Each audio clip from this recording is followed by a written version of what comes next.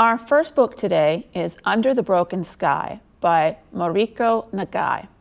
Now this is a verse novel, so it's written in the form of poetry. In this story, we have a Japanese family, and it's their struggle to survival in occupied Manchuria during World War II. They live on a small farm. It's 12-year-old Natsu, her father, and her sister Asa.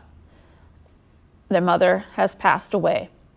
And this small farm is all that they know and all that Natsu has ever known. But then her father is forced to join the Japanese army, and everything begins to change. Before he leaves, Dad makes Natsu promise 3 things. 1, to keep his backpack. 2, for the girls to stay together. And 3, if anything happens, they are to run. The summer of 1945 brings the Soviet invasion. And before long, the Soviet army forces the women and children to flee the settlement. Walking for weeks, they finally arrive at the Chinese city of Harbin. They are crammed together in an old school building where hunger and fear and death prevail. And when Natsu falls ill, she decides to save her sister Asa by selling her to a Russian family. Incredibly, Natsu regains her health and learns of a boat returning refugees to Japan. Yet Natsu holds fast to her promise. She will not leave without her sister. Will Natsu find her sister? Will she find her father? Will any of them be reunited? You'll have to read the book to find out. Under the Broken Sky by Mariko Nagai. Our second book today is Island War by Patricia Reilly Giff. Now in this story, we have 2 young Americans who are doing everything they can to evade capture by the Axis soldiers.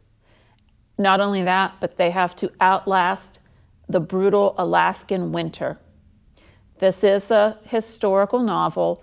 There are elements of this that are true. So we have 14-year-old Matt. He never wanted to come to this remote Aleutian island off of the Alaskan coast. He was dragged there by his father for reasons he does not understand. And we have 11-year-old Izzy. She loves it here. She loves the wild weather, the strange birds, all the new people she's meeting. Matt and Izzy have little in common, except their hometown, and they certainly are not friends. They do everything they can to avoid each other. But in 1942, when Japanese soldiers land on the island, Izzy and Matt are the only ones who escape being shipped off to a prison camp. The 2 kids must put their differences aside and work together if they're going to survive. With a long, harsh winter ahead of them, they will need to dodge Axis soldiers who are still on the island. They have to withstand and live through Allied bombing raids. And they have to keep the village dog from giving them away to the enemy as well. The book is told in alternating chapters, alternating points of view. So one chapter is Izzy, another chapter is Matt. And it's set amidst the Japanese occupation of the remote Aleutian Islands, which was the only foreign invasion of the United States that took place during World War II. To find out how Matt and Izzy get along and whether they make it through alive, you have to read Island War by Patricia Reilly Giff. Our third book today is War and Millie McGonigle by Karen Cushman. In this story, it's 1941, and we are in California. 12-year-old Millie is feeling the losses in her life. She lost her best friend who moved away. She lost her grandmother, who was her biggest fan when Gram died. And Millie has been preoccupied with death ever since. In the lingering aftermath of the Depression, money is tight, And while Pop looks for work, her cute but sickly 7-year-old sister, Lily the Pill, hogs Mama's attention, while 5-year-old Pete demands Millie's attention. Worse, annoying cousin Edna's moved into their 2-bedroom house. And of course, Millie has to share a bed with her.